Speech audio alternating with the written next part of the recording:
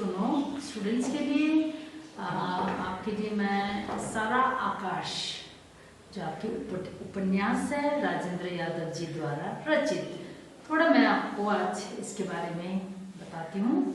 सबसे पहले तो राजेंद्र यादव जी के परिचय, संक्षिप्त में उनके परिचय आपके समक्ष मैं रखना चाहूँगी।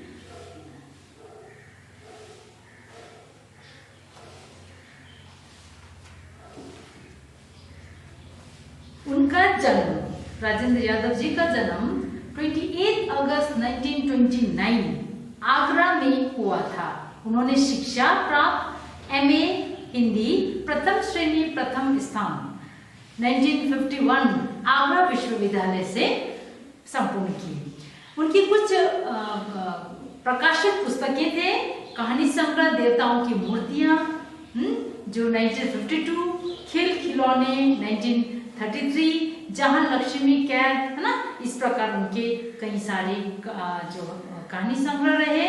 और उन्होंने उनके कुछ उपन्यास जैसे सारा आकाश 1959 सन 1959 में प्रकाशित हुए और उखड़े हुए लोग 1956 में। इस प्रकार उन्होंने साहित्य जगत में उपन्यास, कहानी, आत्मकथा कई सारे उन्होंने रचना रचे। इसके साथ साथ इन्होंने हिंदी चलचित्र के लिए भी उन्होंने कुछ कहानियां रची, जो कि ये मूवी सारा आकाश जो है भाग के हिसाब से एक फिल्म भी इन्होंने बनाया है, एक मूवी भी है सारा आकाश नाम से ही। आप चाहे तो मूवी के माध्यम से भी आप मदद ले सकते हैं। आइए मैं सारा आकाश उपन्यास के बारे में संक्षिप्त आपको जानकारी देती हूँ। उपन्यासकार राजेंद्र यादव ने सारा आकाश उपन्यास सन 1951 से 1960 तक की समाज में जैसा कुछ, है ना, स्थिति परिस्थितियां थी एवं पारिवारिक स्थितियां को इन्होंने दर्शाया है। यह वह समय था जब देश को स्वतंत्र हुए केवल 4 वर्ष ही हुए थे। देश को आजादी मिले हुए, स्वतंत्र प्राप्ति हुए 4 वर्ष ही हुए थे। इस समय भारतवर्ष के सामने अनेक समस्याएं थी, है ना, क्योंकि उस समय नियम कानून के अनुसार नहीं चल रहे थे। सो कई सारे इस प्रकार समस्या सामाजिक तौर पर, राजनीतिक तौर पर हमें देखने को मिलते हैं। परिवार तौर पर समाज और परिवार पुरानी सड़ी गली परंपराओं और सोच के साथ जी रहे थे उन दिनों। उस समय की सामाजिक और पारिवारिक स्थितियां क्या क्या थी, कि किस प्रकार की थी? संयुक्त परिवार, स्त्रियों की खराब दशा, कम आयु में विवाह, स्त्री शिक्षा का अभाव, इस प्रकार, है ना, कई सारे, और दहेज प्रथा जैसी समस्याएं, और आपको कह सकते हैं कि जिम्मेदारी छोटे से ही उम्र में दिए जाने वाले, है ना, इस प्रकार की जो सामाजिक पारिवारिक समस्याओं से गुजर रहे थे उस समय 1951 से 1960 के समय की जो काल है, यहाँ उन्होंने उस समय के काल, उस समय में समाज और परिवार की जो परिस्थितियां थी कैसे चल रही थी, यहाँ उपन्यासकार का मुख्य रचने का यही मकसद है, उपन्यास रचने का। सो हम देखते हैं कि सबसे पहले थोड़ा मैं आपको पूर्वार्ध, यहाँ पे मैंने पहले ही बताया था 2 भागों में विभाजित है ये उपन्यास, पूर्वार्ध और उत्तरार्ध। पूर्वार्ध के अंतर्गत 1 से 10 तक, है ना, चैप्टर्स हैं अलग अलग, और उधर उत्तरार्ध के अंतर्गत भी 1 से 10 तक, यानी कुल आपके दोनों मिला के 20 चैप्टर्स हैं। सो आज मैं थोड़ा सा आपको स्टार्ट कराती हूँ पूर्वार्ध का प्रथम भाग। बिना किसी ताल लय के डगमगाती पिटती ढोलक और औरतों के चिचियाते स्वर अचानक रुक गए। क्या हुआ? सब कह रहे थे क्या हुआ कि सारी औरतें बच्चे गली वाले जंगलों और छज्जों पर लद आए। नीचे फाटक पर कमर लचका लचका कर ताली बजाते हिजड़े आए, जीव जीव रे लल्ला का आलाप भूलकर खौखलाए से ऊपर मुंह उठाकर ताकने लगे।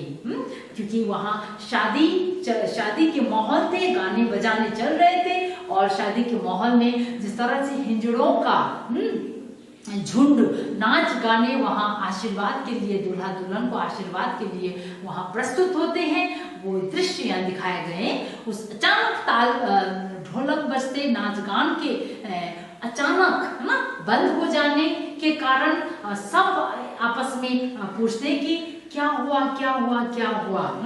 सब, और ये हिजड़े की जो झुंड है वो भी शांत होके सब एकदम अवाक रह जाते हैं और सब पूछने लग जाते हैं, है ना, सब डर के मारे आपस में पूछते हैं कि क्या हुआ।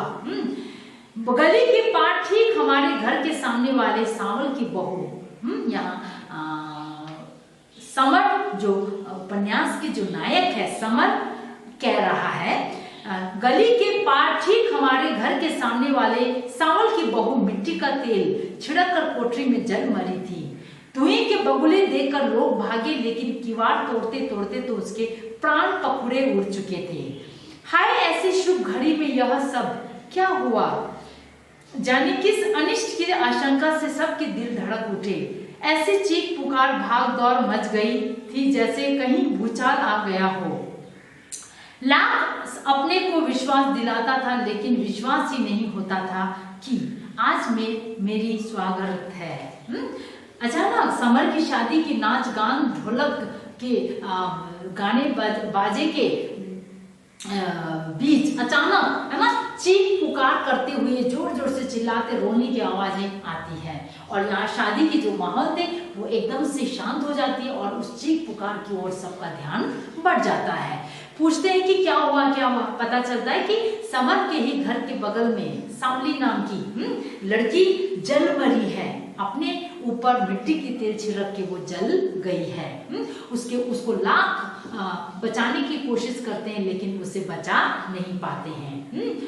और सब लोग, है ना, वो सोचते कि लाख अपने को विश्वास दिलाता था लेकिन विश्वास ही नहीं होता था कि आज मेरी शादी है। समर कहता है कि मैं विश्वास नहीं, मुझे अपने आप पे विश्वास नहीं हो रहा है कि आज मेरी शादी हो रही है। क्योंकि यहाँ शादी की जो समर की जो शादी है वो शादी उसके विरुद्ध होती है, क्योंकि वो नहीं चाहता, वो आगे अपना पढ़ाई लगातार जारी रखना चाहता है, लेकिन जो परिवार के जो बुजुर्ग है उसके बाबा, उनके जोर जबरदस्ती के कारण उसे शादी करने के लिए हाँ कहना पड़ता है। आज उसे अपने ऊपर विश्वास नहीं हो रहा है कि मेरी शादी हो रही है, आज मेरी स्वागत है। सीलम भरी गंदी संकरी गली में देर तक औरतों के रोने चिल्लाने के स्वर पीछे छूटते सुनाई देते रहे। धीरे धीरे वो रोने की जो स्त्रियों की चिल्लाने की जो रोने की आवाजें हैं वो धीरे धीरे शांत हो चुकी थी। इस उथल पुथल में आंख बचाकर मैं भाग निकला था। पीछे से आने वाला स्वर किसी के विवाह के आनंद से गाने का स्वर है या किसी के जल मरने पर रोने का, यह फर्क करना मेरे लिए मुश्किल हो गया था। एक समान था, एक तो दूसरी ओर उसकी शादी, एक तरफ उसकी शादी और दूसरी ओर उस सावल की बहू को मरने की जो माहौल थे, है ना, चीख पुकार थे, है ना, दोनों ही एक जैसा लग रहा था। एक जैसा इसलिए क्योंकि समर के विरुद्ध शादी हो रही थी, समर नहीं चाहते थे, इसलिए वो खुद भी उस शादी से परेशान थे, ना चाहते हुए इस शादी की जो रस्म उसे निभाने पड़ रहे थे। उसके लिए घोर एक अंधकार था ये शादी। दोनों ही जो दर्दनाक जो सीन है, जो दृश्य है, वो अलग कर पाना मेरे लिए मुश्किल था कि शादी और ब्याह, है ना, एक समान लग रहे थे, यानी दर्दनाक जो दृश्य एक समान थे। आज सारा संसार जान गया है कि इस लड़के की सौगंध है। देश को साहसी और कर्मठ युवक की जरूरत है का नारा देने वाला यह युवक अब चौपैया हो गया।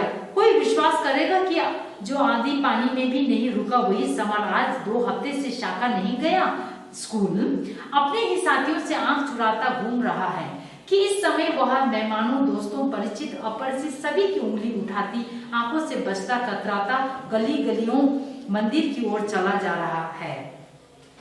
किसी समय समर खुद ही सबको समझाने वाला, सबको साहस दिलाने वाला, आज वो एक कमजोर बन के एक शादी के बंधन में, एक शादी के गांठ में वो बनने जा रहा था।